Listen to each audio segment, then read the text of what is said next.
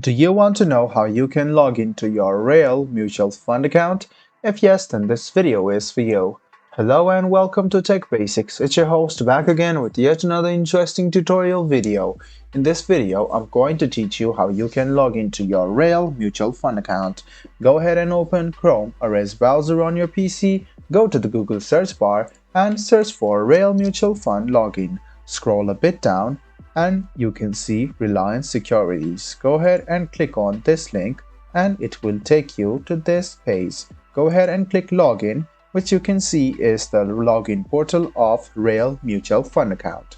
Go ahead and write down your user ID, click next, write down your password, make sure your user ID and your password are correct, click sign in, and then you can log into your Reliance Mutual Fund account, which is also known as Reliance Smart Money Mutual Fund.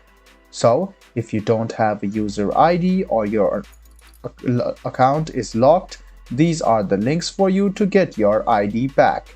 I hope this video about how you can log into your Reliance Mutual Fund account was helpful for you. If you still have any kind of confusion, please do mention us on the comment section down below. Like the video, subscribe to the channel, and do hit the bell button for more.